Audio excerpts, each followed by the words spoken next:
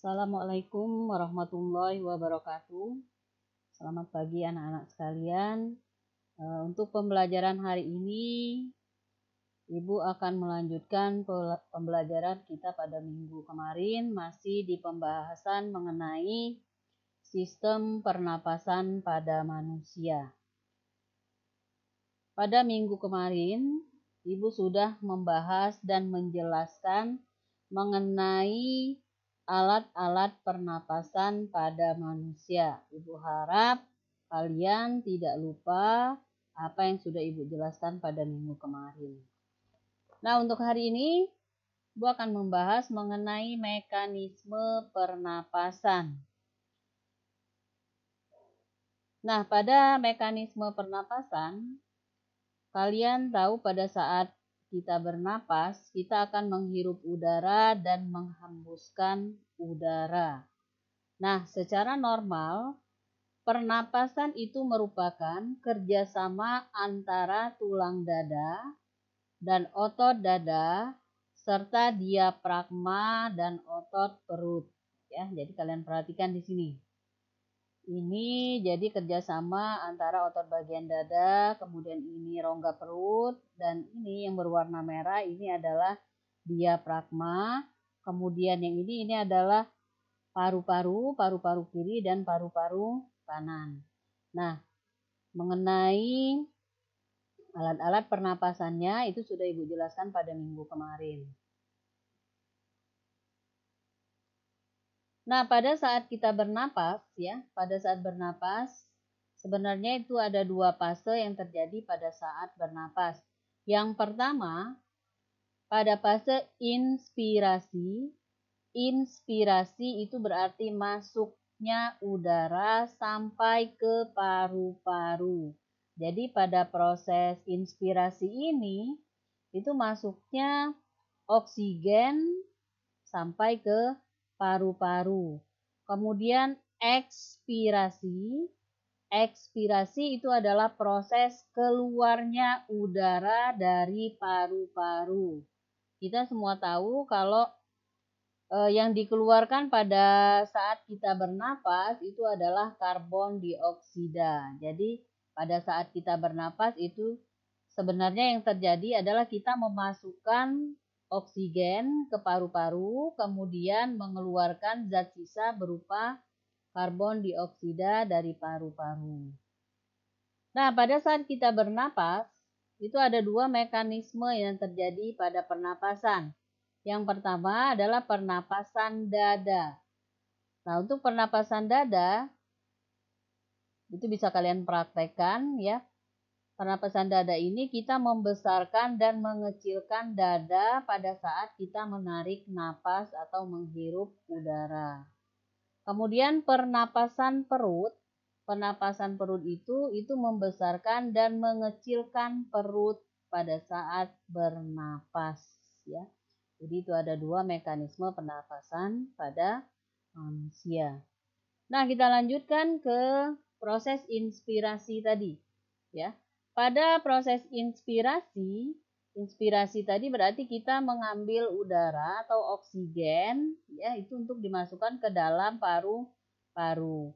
Nah, pada saat proses inspirasi, otot antar tulang rusuk berkontraksi. Ya, jadi di bagian dada ini kan ada otot antar tulang rusuk berkontraksi. Kemudian otot diafragma berkontraksi. Lalu karena otot tulang rusuk dan diafragma berkontraksi sehingga menyebabkan rongga dada kita akan membesar.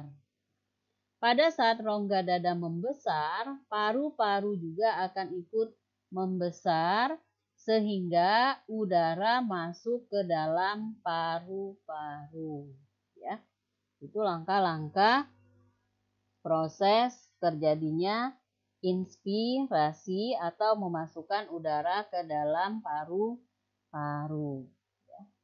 Kemudian proses ekspirasi. Ya, jadi ekspirasi tadi itu adalah proses pengeluaran udara dari paru-paru.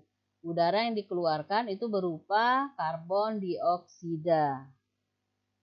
Nah, yang terjadi yang pertama, otot antar tulang rusuk berelaksasi. Ya, jadi dia kembali ke bentuk semula.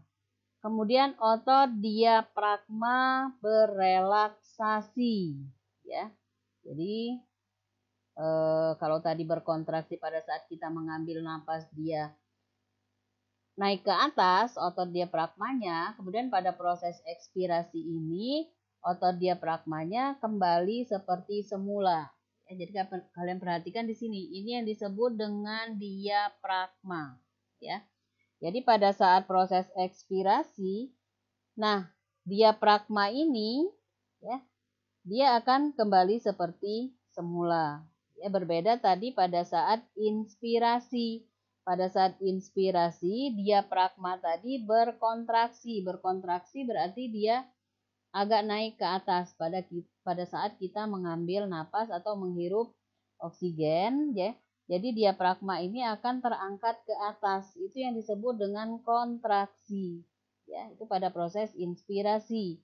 Nah, pada proses ekspirasi ini, diafragma ini dia akan kembali seperti semula, ya. Jadi dia berbentuk kembali seperti ini, ya. Mendatar seperti ini. Ini pada proses kita mengeluarkan karbon dioksida. Kemudian rongga dada, bagian rongga dada pada saat kita berekspirasi menghembuskan udara, bagian rongga dada ini akan mengecil, ya. Karena rongga dada mengecil, itu juga menyebabkan paru-paru akan mengecil. Pada saat paru-paru kita mengecil, maka udara akan keluar dari paru-paru menuju ke saluran pernapasan. Ya, jadi itu proses terjadinya inspirasi dan ekspirasi. Jadi kalian ingat apa perbedaan antara kedua fase ini pada saat inspirasi dan ekspirasi, dan apa saja yang terlibat di dalam proses inspirasi dan ekspirasi. Ya. Kemudian kita lanjutkan ke mekanisme pernapasan. Ya. Mekanisme pernapasan, di mekanisme pernapasan ini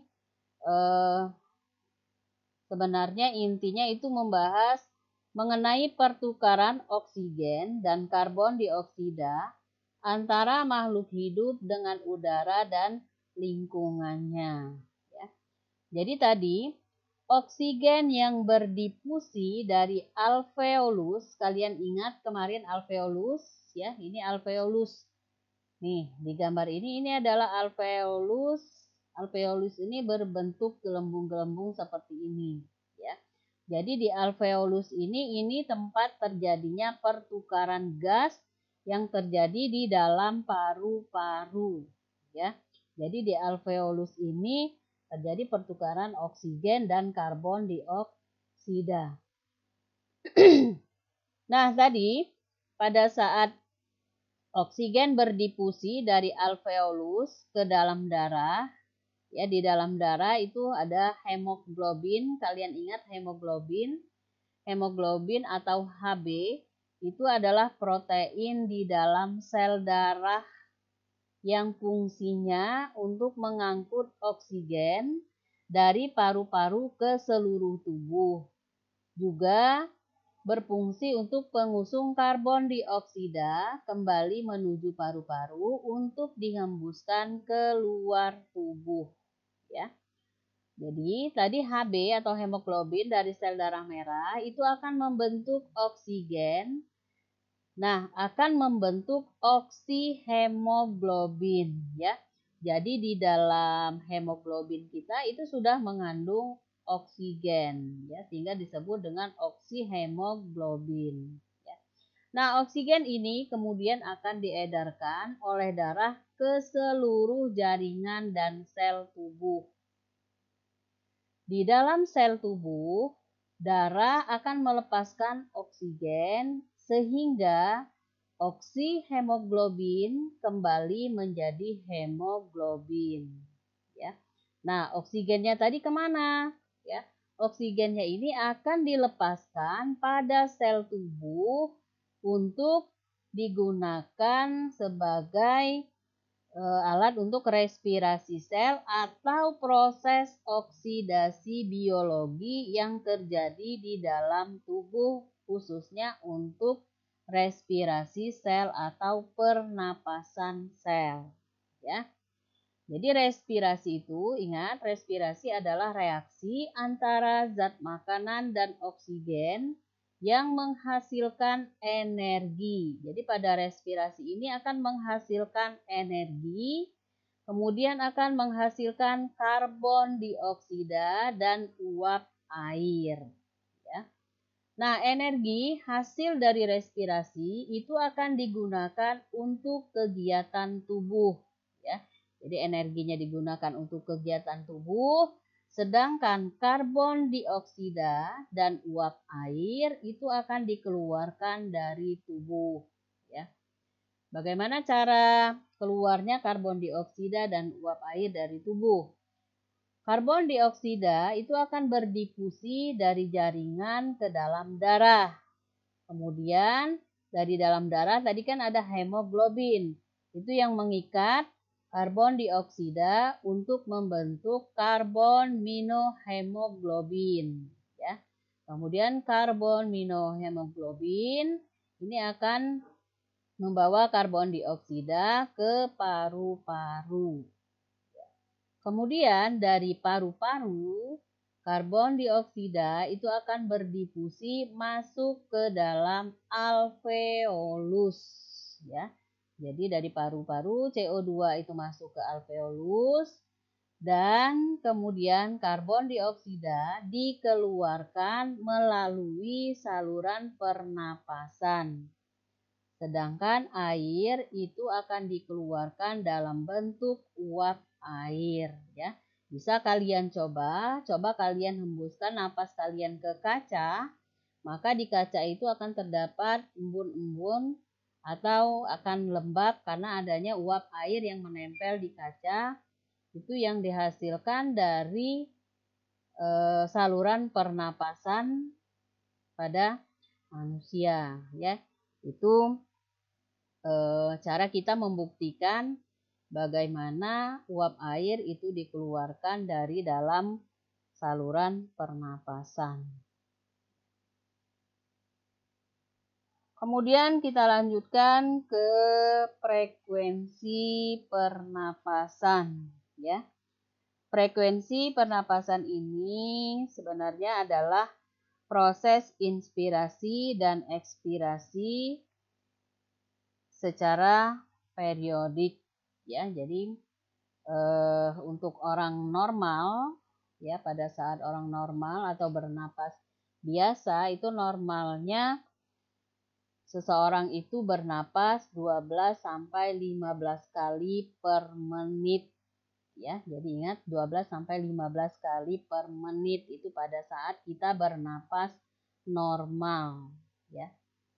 Nah, frekuensi pernapasan, ya, itu dipengaruhi oleh yang pertama jenis kelamin, kemudian aktivitas, dan usia.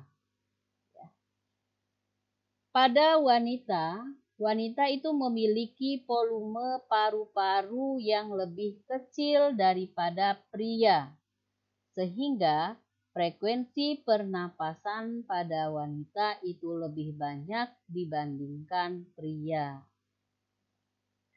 Kemudian faktor yang mempengaruhi berikutnya tadi aktivitas, ya. Aktivitas, semakin cepat tubuh beraktivitas atau semakin banyak kita beraktivitas, ya, maka cepat pula frekuensi pernapasan, ya. Misalnya pada saat kita bekerja yang agak lebih aktif atau pada saat kita berolahraga, maka frekuensi pernapasan kita akan lebih banyak, ya. Apalagi kalau misalnya pada saat kita sedang lari, ya, Pada saat kita lari, kita akan terengah-engah. Nah, pada saat kita terengah-engah seperti itu, frekuensi pernapasan kita pun akan meningkat. Ya. Kemudian, faktor yang mempengaruhi berikutnya itu juga dipengaruhi oleh faktor usia. Ya, faktor usia. Nah, untuk faktor usia, ya khususnya untuk bayi dan balita memiliki frekuensi bernapas lebih banyak dibandingkan orang dewasa. Karena apa? Karena volume paru-paru untuk bayi atau balita itu kan masih kecil, sehingga dia memerlukan proses pernapasan yang lebih banyak, ya. Dan sel-sel pada bayi kan sedang berkembang, sehingga pada saat bayi sedang berkembang seperti itu, dia membutuhkan pasokan oksigen yang lebih banyak, ya.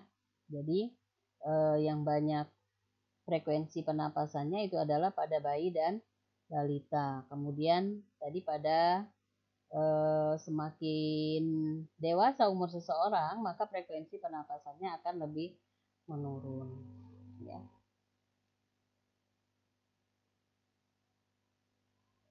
Kemudian kita lanjutkan ke volume udara pernapasan, ya. Volume udara pernapasan itu udara yang terdapat pada paru-paru kita, ya. Dalam keadaan normal, kalian perhatikan di sini, dalam keadaan normal, ya, manusia menghirup dan menghembuskan udara pernapasan atau UP. UP itu adalah udara pernapasan, ya. Jadi pada saat kita menghirup dan menghembuskan udara pernapasan pada saat normal atau biasa, ya, udara yang terdapat di dalam paru-paru kita pada saat kita bernapas normal seperti itu, udara pernapasan itu ada sekitar 0,5 liter atau 500 cc. Jika kita menghirup udara sebanyak-banyaknya, ya, jadi pada saat kita menarik napas sebanyak-banyaknya atau menghirup udara sebanyak-banyaknya, ini disebut sebagai inspirasi maksimum, ya. Jadi ingat tadi inspirasi itu adalah menarik napas, inspirasi maksimum berarti menarik napas sebanyak-banyaknya. Udara akan masuk ke dalam paru-paru itu sekitar 4,8 liter atau 4.800 cc. Kemudian, volume udara pernapasan di paru-paru manusia pada saat ekspirasi maksimum. Ekspirasi tadi itu adalah mengeluarkan CO2 atau mengeluarkan karbon dioksida.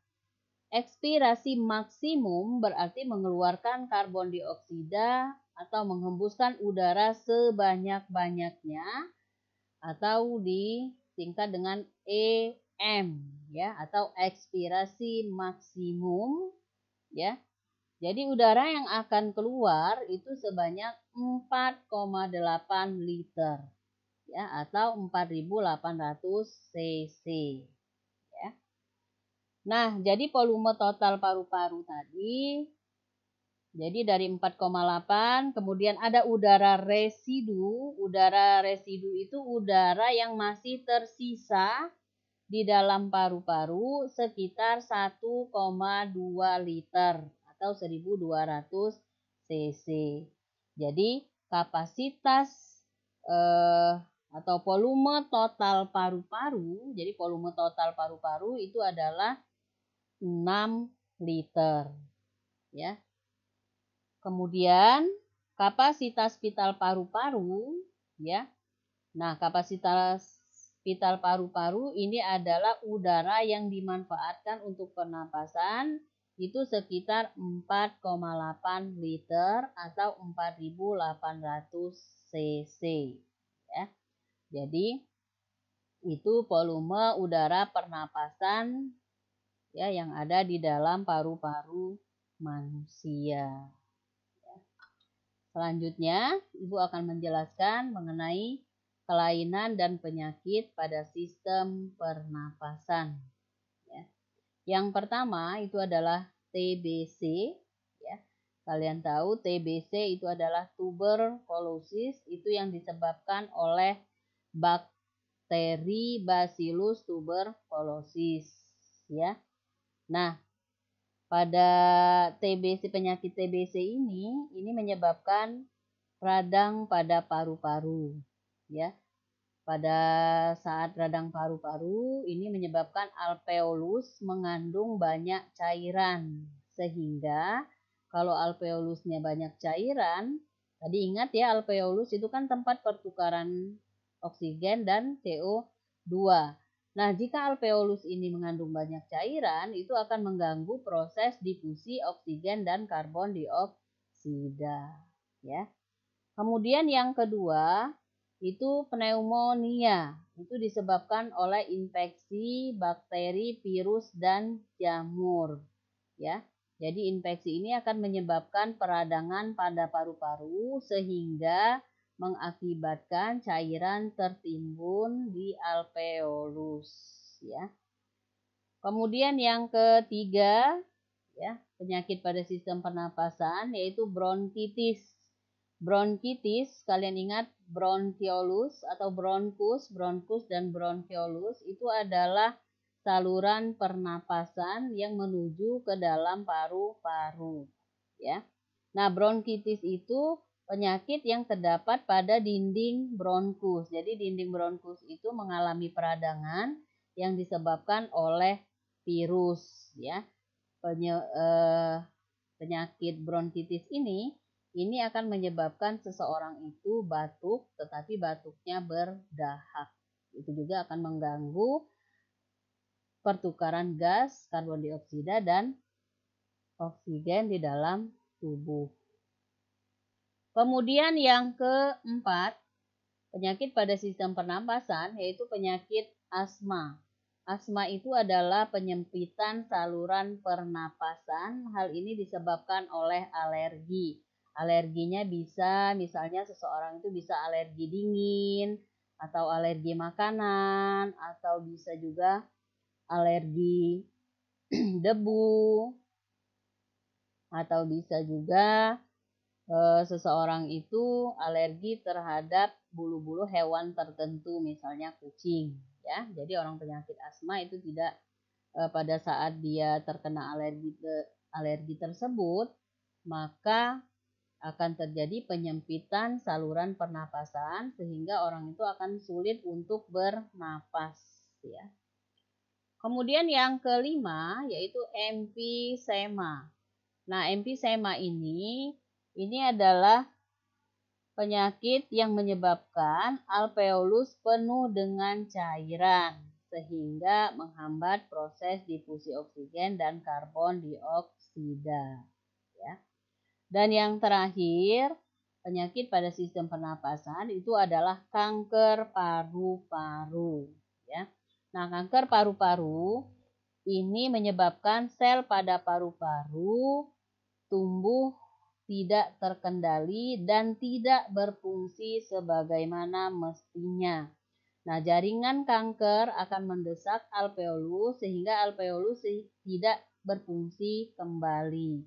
Jadi kalau tidak ada fungsi pada alveolus, maka seseorang itu tidak akan bisa melakukan pernapasan karena pertukaran pertukaran gas karbon dioksida dan CO2 itu kan adanya di alveolus. Nah, pada saat terjadinya kanker paru-paru itu yang diserang itu adalah bagian alveolus. Jadi jaringan kankernya itu terdapat di alveolus sehingga alveolusnya tidak berfungsi kembali. Nah, yang bisa menyebabkan kanker pada paru-paru itu adalah salah satunya adalah perokok. Jadi seseorang yang merokok itu akan memiliki kemungkinan besar untuk terkena kanker paru-paru dibandingkan orang yang tidak merokok, ya. Jadi dari sini kalian akan menambah pengetahuan kalian kalau di dalam pada saat merokok itu sangat berbahaya dan itu bisa menyebabkan kanker paru-paru, ya. Kemudian asap rokok juga dapat terhirup oleh orang lain yang tidak merokok, ya. Sehingga orang lain pun akan bisa terkena kanker paru-paru yang disebabkan oleh seseorang yang merokok, ya, atau disebut dengan perokok pasif. Perokok pasif ini juga akan membahayakan bagi orang lain, ya. Karenanya ada beberapa negara ya yang menerapkan untuk larangan merokok di tempat umum atau di kendaraan umum, apalagi di dekat balita atau bayi, ya, itu sangat dilarang untuk merokok karena perokok pasif, ya, itu juga bisa menderita beberapa penyakit yang disebabkan oleh rokok. Jadi itu saja yang dapat Ibu jelaskan pada pagi hari ini. Ya, kemudian untuk tugas kalian di rumah, kalian perhatikan soal ini. Ya. Kemudian nanti jawaban yang sudah kalian kerjakan, kalian kirimkan seperti biasa kepada Ibu melalui WA. Itu saja penyampaian Ibu hari ini. Wassalamualaikum warahmatullahi wabarakatuh.